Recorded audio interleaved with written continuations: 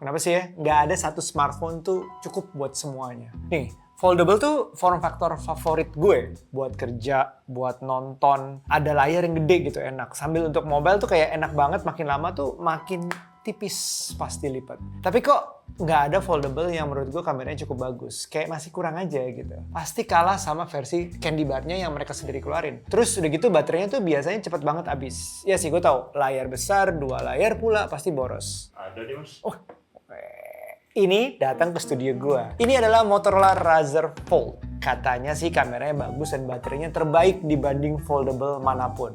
Marky Chong.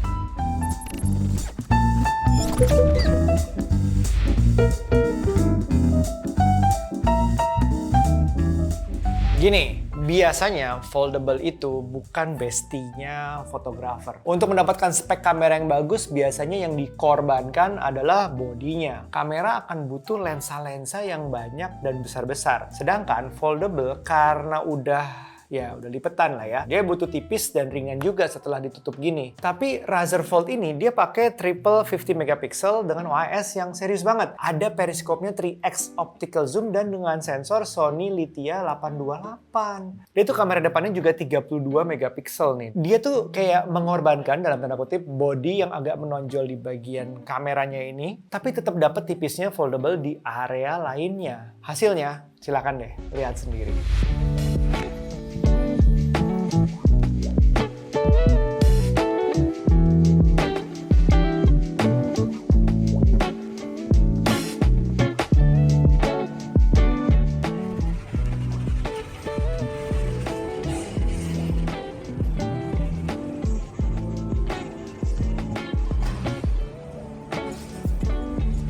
Kemarin ya dari post IG dan TikTok gue tentang perbandingan Motorola Signature dengan yang lainnya, pada suka tone Moto ini. Ini dapat tone yang sama dengan spek yang sedikit berbeda dengan Signature. Sharp, natural, dan punya karakter yang gue dan tampaknya banyak followers gue tuh cocok. Coba lihat nih, secara DxOMark, dia bahkan outperform kompetitor utama yang udah lama ada di pasar. Dia tuh terbaik di antara foldable lainnya malah. Buat kalian yang pengen foldable tapi nggak mau kompromi soal kualitas foto, this might be the answer.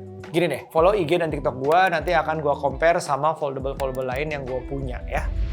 Hai, ini direkam menggunakan kamera paling depannya dari Motorola Razr Fold. Dia menggunakan FHD 60 frame per second. Gimana suaranya, gimana gerakannya, OIS-nya, doesn't matter. Dan kita mau coba balik dengan menggunakan kamera belakangnya. Oke, ini menggunakan kamera belakang 4K 60 frame per second. Gimana suaranya, gimana gerakannya, aku sambil jalan-jalan dikit, apakah ngaruh? Ini di rumah gua, tapi daerahnya cukup dekat dengan banyak jalanan, jadi kayak suara motor pasti bisa aja masuk ya.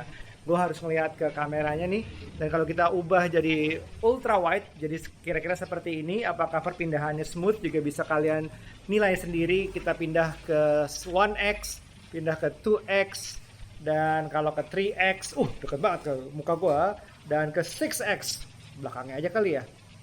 Tuh, uban. So, kita balik lagi ke 1x. Nah, gimana perpindahannya? Agak cepet ya memang ya. Tapi hasilnya gimana? Kalian tulis di kolom komentar. Apakah video yang cukup bagus untuk bikin konten? You let me know. Nah, kalau ini menggunakan kamera dalam, yaitu yang ada di foldable screen-nya. Kameranya bukan under display, jadi bisa lihat hasilnya gimana, suaranya gimana juga. Let me know. So, 3 choices of how you make videos. Mana yang favorit? Oh ya, satu hal kecil yang gue suka dari kamera dalamnya, dia tuh letaknya. Dia tuh bener-bener di pojok. Jadi kayak nggak ganggu estetika ada di tengah-tengah gitu. I don't know, it's a small thing, but it matters to me.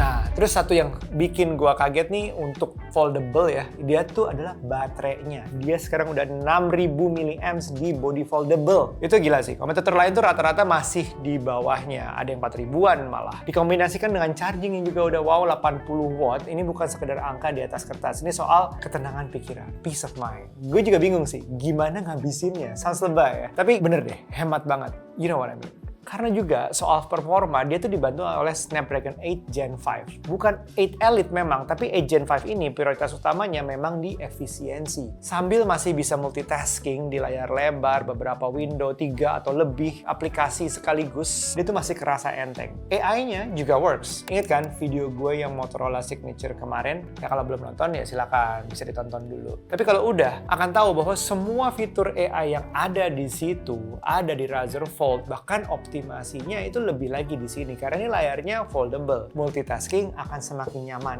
dengan bantuan AI tentunya di sini.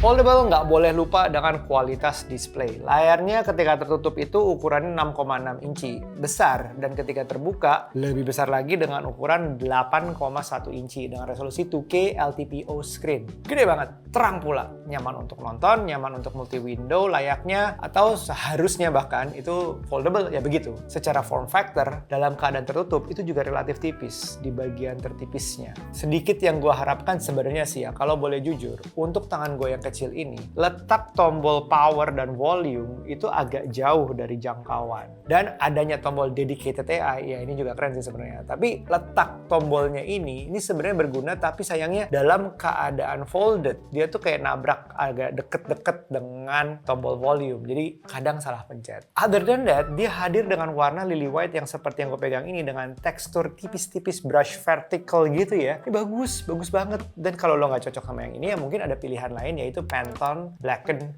Blue. Jadi kayak ya dark blue lah ya gampangannya. Dengan tekstur yang agak beda. Dia tuh kayak Kevlar. Beda banget dari versi yang putih ini. Jadi ya memang mungkin yang gelap untuk yang lebih maskulin, yang terang ini lebih unisex mungkin.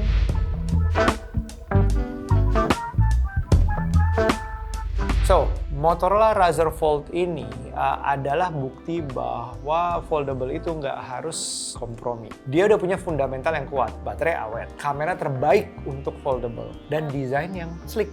Ini yang gue pegang versi RAM 12GB dengan storage 256GB. Sebenarnya akan lebih juara lagi kalau setidaknya ada versi 512GB-nya. Ya mungkin Motorola ini versinya nyusul kali. Dua varian warna tadi dijual dengan harga di bawah 27 juta. Motorola Razr Fold bisa dibeli dengan harga promo hingga 26 jutaan dan ada benefit hingga 7 jutaan termasuk sebuah smartwatch dan TWS. Sebuah angka yang menurut gue reasonable melihat indeks ekonomi ya, dan harga storage and chip yang naik terus. Dan satu lagi, sebenarnya versi globalnya dia tuh ada stylusnya. Bukan dijual terpisah ya, tapi diletakkan di luar memang. Dan ini yang sebenarnya dirindukan oleh pengguna foldable yang ada pennya. Terus tiba-tiba versi barunya nggak ada. You know kan yang mana? Sayangnya Motorola Indonesia belum ada kabar soal ketersediaannya. Di global sih dia dijual dengan harga sekitar US dollar ya berapa ya? 99. Dan dia tidak nempel di body atau casing seperti yang gue bilang tadi. Ada special case-nya gitu, bentuknya kayak cigar case gitu deh, gede. Setidaknya itu yang gue lihat dari review-review yang ada di luar sana. So, mari kita doakan bersama, semoga masuk ke Indonesia nanti. So overall, thanks Motorola untuk terus naik kelas dari setiap videonya. Lo lihat tuh, dia naik kelas terus di setiap produknya. Akhirnya foldable lengkap resmi masuk ke Indonesia. Nah, buat kalian yang mau pakai satu smartphone aja yang foldable, yang tanpa mengorbankan kamera dan baterai, coba pertimbangkan Motorola Razr Fold. Setuju nggak? Ya nggak juga, nggak apa-apa sih. Kasih tahu aja nggak setuju di mana, terus kita bahas di kolom komentar. Thanks for watching. Don't forget to sub. Now, bye now. Be nice.